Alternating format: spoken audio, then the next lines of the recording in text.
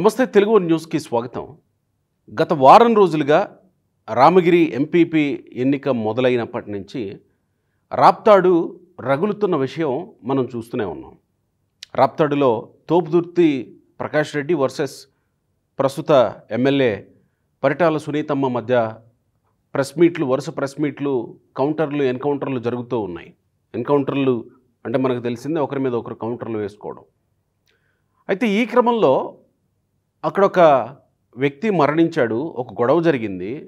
ఆ గొడవలో నిన్న జగన్మోహన్ రెడ్డి అక్కడికి వెళ్ళి పరామర్శించి వాళ్ళ కుటుంబాన్ని బేస్బాల్ బ్యాట్లు తీసుకొని వచ్చి కొట్టారు అని అన్నారు. మరి అది వాస్తవమా లేదా అనేది తెలియాల్సి ఉంది, రిపోర్ట్లో ఏముందో తెలియాల్సి ఉంది. కానీ అక్కడ చెప్తున్నటువంటి వాళ్ళు మాత్రం ఇద్దరి మధ్య జరిగినటువంటి గొడవ మాత్రమే ఇదని చెప్పుకొస్తూ ఉన్నారు.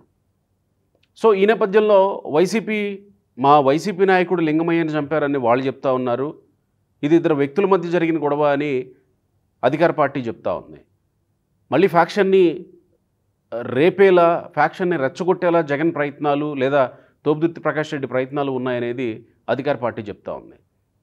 అయితే ఇక్కడ అంత విషయం అంతా ఒక ఎత్తు అయితే, నిన్న జగన్మోహన్ రెడ్డి వెళ్ళి మాట్లాడింది పోలీసుల మీద మాట్లాడుతూ ఒక ఎస్ఐని టార్గెట్ చేశారు. ఎస్ఐ సుధాకర్ యాదవ్, రామగిరి మండలం, రాప్తాడు నియోజకవర్గం రామగిరి మండలం ఎస్ఐ సుధాకర్ యాదవ్ని టార్గెట్ చేసి మాట్లాడారు. వాస్తవానికి వైసీపీ వాళ్ళు చాలామంది ఎస్ఐని టార్గెట్ చేసి మాట్లాడుతున్నారు. కానీ అసలు టార్గెట్ ఎస్ఐ కాదు. ఇక్కడ అసలు టార్గెట్ కావాల్సింది ఎస్ఐ కాదు, అసలు టార్గెట్ గోరంట్ల మాధవ్, హిందూపురం మాజీ ఎంపీ. అందరికీ తెలుసు, గోరంట్ల మాధవ్ ఎంపీగా కాకుండా ఎమ్మెల్యేగా కంటెస్ట్ చేయాలనుకున్నాడు. అది కూడా రాప్తాడు నుంచి కంటెస్ట్ చేయాలనుకున్నాడు. ఇక మీదట రాబోయే ఎన్నికల్లో కూడా రాప్తాడు నుంచి కంటెస్ట్ చేయాలి. అక్కడ కురబ సామాజిక వర్గం, ఆయన కురబ సామాజిక వర్గం కాబట్టి, పైగా అసలు అనంతపురం జిల్లాకు సంబంధించిన వ్యక్తి కూడా కాదు గోరంట్ల మాధవ్. కర్నూలు జిల్లా ఆయన అప్పుడు సిఐగా అక్కడ చేస్తూ ఉన్నాడు. సిఐగా ఎలా వచ్చాడు అందరికీ తెలిసిందే కదా. సిఐగా చేస్తూ రాజకీయాల్లోకి ఎలా వచ్చాడు అందరికీ తెలిసిందే కదా. ఆ ప్రబోధానంద స్వామి ఆశ్రమం గొడవ నడుస్తున్నప్పుడు ఎంపీ మాట్లాడిన తీరుకు వ్యతిరేకంగా మేసం తిప్పి మాట్లాడారు కదా. సో దానికి జగన్మోహన్ రెడ్డికి నచ్చాడు. జగన్మోహన్ రెడ్డి టికెట్ ఇచ్చాడు సిఐగా ఉన్న గోరంట్ల మాధవ్కి. సో ఇప్పుడు గోరంట్ల మాధవ్ కురబ సామాజిక వర్గం రాప్తాడు నియోజకవర్గంలో ఎక్కువగా ఉంటుంది కాబట్టి రాప్తాడు నియోజకవర్గంలో పాగా వేయాలనేది గోరంట్ల మాధవ్ ప్లాన్. ఈ ప్లాన్లో భాగంగా గోరంట్ల మాధవ్ ప్రతిపక్షంలో ఉన్నప్పటికీ కూడా రాప్తాడు నియోజకవర్గంలో జరిగే కార్యక్రమాలన్నింటికీ, అఫ్కోర్స్ మాజీ ఎంపీ అయినప్పటికీ రాప్తాడు నియోజకవర్గంలో జరిగే కార్యక్రమాలన్నింటికీ వెళ్ళి వస్తూ ఉంటాడు. సో గోరంట్ల మాధవ్ రాప్తాడు రావాలనుకుంటున్నాడు కాబట్టి తోపుదుర్తి ప్రకాష్ రెడ్డికి కంట్రోనల్స్లా మారతాడు. కంట్రోనల్స్లా మారాడు కాబట్టి తోపుదుర్తి ప్రకాష్ రెడ్డికి అసలు టార్గెట్ ఎవరు? గోరంట్ల మాధవ్. కానీ ఎస్ఐ మీదకి ఎందుకు వెళ్తున్నారంటే, ఎస్ఐ గోరంట్ల మాధవ్కి సపోర్ట్ చేస్తున్నాడు. అంటే ఈయన బీసీ, ఎస్ఐ సుధాకర్ యాదవ్, ఈయన కురబ కమ్యూనిటీ బీసీ కాబట్టి, ఇద్దరు బీసీ కాబట్టి ఒకరికొకరు సపోర్ట్ చేసుకుంటున్నారేమో అనేటువంటి ఒక అనుమానాల నేపథ్యంలో ఎస్ఐని టార్గెట్ చేస్తున్నాడు తోపుదుర్తి ప్రకాష్ రెడ్డి. అంటే నేరుగా పార్టీలో ఉన్న వ్యక్తి కాబట్టి గోరంట్ల మాధవ్ ఆయన్ని టార్గెట్ చేయకుండా ఈయన టార్గెట్ చేస్తున్నారు అనేది అనంతపురం నుంచి ఒక సోర్స్ ద్వారా తెలిసినటువంటి సమాచారం. ఈ నేపథ్యంలో గోరంట్ల మాధవ్ రాప్తాడు నియోజకవర్గంలో కొన్ని కార్యక్రమాలకు వెళ్ళినప్పుడు ఎటువంటి రాని అభ్యంతరాలు రాప్తాడు మాజీ ఎమ్మెల్యే అయిన తోపుదుర్తి ప్రకాష్ రెడ్డి వెళుతున్నప్పుడు మాత్రం పోలీసులు గొడవలు పడతాయి, మీరు వెళ్ళటానికి లేదు అని తోపుదుర్తి ప్రకాష్ రెడ్డిని ఆపుతున్నారు. అక్కడ తోపుదుర్తి హట్ అవుతున్నాడు. గోరంట్ల మాధవ్కి ఏమో అవకాశం కల్పిస్తున్నారు, నేను వెళితేనేమో గొడవలు పడతాయని ఆపుతున్నారు.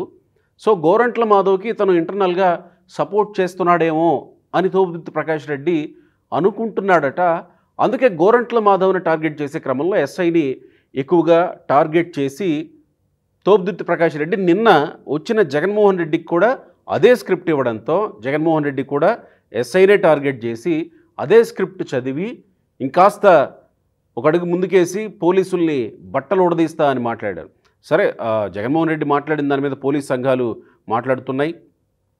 జగన్మోహన్ రెడ్డి బట్టలు ఉడదీస్తా అనడం మీద పోలీస్ అధికారుల్లో ఉన్నటువంటి మహిళలు కూడా ముందుకు వచ్చి మాట్లాడుతున్నారు. మేము కూడా ఉన్నామయ్యా, అనంతపురం స్థానిక ఎస్పీ కూడా ఒక మహిళ. మేము కూడా ఉన్నామయ్యా, కనీసం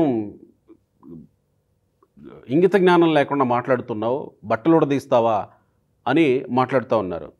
అయితే ఇక్కడ ఆ ఎస్ఐ వ్యవహార శైలి కూడా ఒక రకంగా చర్చనీయాంశంగా మారుతుంది. అక్కడ ఈ ఎస్ఐ గతంలో గుంతకల్ టికెట్ కోసం, టీడీపీ టికెట్ కోసం ప్రయత్నించాడనేది అప్పట్లో వచ్చినటువంటి వార్త. ఎస్ఐ సుధాకర్ యాదవ్ ఈ మధ్యకాలంలో పుట్టా సుధాకర్ యాదవ్ ఎమ్మెల్యే కూడా ఈ ఎస్ఐ ఇంటికి వెళ్ళి కలిశారు అనే ఒక వార్త వస్తూ ఉంది. సో ఒక రకంగా ఎవ్వరు ఎలాంటి పొజిషన్లో ఉన్నా రాజకీయాల్లోకి రావాలనుకోవటం, కంటెస్ట్ చేయాలనుకోవటం తప్పేం కాదు. కానీ విధుల్లో ఉంటూ ఒక పార్టీకి అనుకూలంగా ప్రవర్తించడం తప్పు. కానీ ఈ ఎస్ఐ ప్రవర్తించాడా లేదా అనేది తెలియాల్సి ఉంది. జగన్మోహన్ రెడ్డి ఆరోపణలు అయితే చేశాడు, కానీ ఈ ఎస్ఐకి ఒక రకంగా ఆ గోరంట్ల మాధవే ఆదర్శమేమో అని అనంతపురంలో చర్చ జరుగుతుంది. అప్పుడు గొడవ నేపథ్యంలో గోరంట్ల మాధవ్ వేసమ్మేలేసి అప్పటి ఎంపీ జేసీ దివాకర్ రెడ్డి పోలీసుల మీద మాట్లాడిన మాటలకి కౌంటర్గా పోలీసుల మీద మాట్లాడితే నాలుగు చీరేస్తా అంటూ వార్నింగ్ ఇచ్చారు కదా. ఆ వార్నింగ్ జగన్మోహన్ రెడ్డికి నచ్చింది, టికెట్ ఇచ్చారు. ఇప్పుడు సుధాకర్ యాదవ్ కూడా ఇప్పటివరకైతే నాలుగు చీరేస్తా లాంటి పదాలు అయితే వాడలేదు, కానీ ఒక రకంగా ఈయన నేరుగా ఆయన వచ్చి సెల్ఫీ వీడియో మాట్లాడి ఇలా కౌంటర్ చేయడాన్ని కూడా అనంతపురం జిల్లాలో ఒక చర్చనీయాంశం అయ్యింది మీడియా సర్కిల్స్లో. ఈయన ఒక ఎస్ఐ పైనుంచి పర్మిషన్ తీసుకుని మాట్లాడుతున్నారా లేదా, ఈయన సొంతంగానే మాట్లాడుతున్నారా, గోరంట్ల మాధవ్ ఇన్స్పిరేషన్గా తీసుకొని ఈయనే సొంతంగా ఏంటి అరటి తొక్క కాదు ఊడదీయడానికి పోలీస్ యూనిఫామ్ ఊరికే వచ్చింది అని అనుకుంటున్నావా జగన్మోహన్ రెడ్డి అన్నట్టు మాట్లాడారు. అంటే ఎస్ఐ ఇలా మాట్లాడడానికి కూడా పర్మిషన్ తీసుకోవాలా లేదా అనేది తెలియాల్సి ఉంది.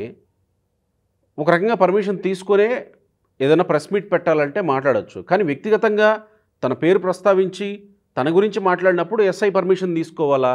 గోరంట్ల మాధవ్ ఇన్స్పిరేషన్గా తీసుకుని ఈయన రాజకీయాల్లోకి రావాలని ఇలాంటి వ్యాఖ్యలు చేస్తున్నాడా? మరి ఇలాంటి వ్యాఖ్యలు చేస్తే దీన్ని మెచ్చి తెలుగుదేశం పార్టీ టికెట్ ఇస్తుందా?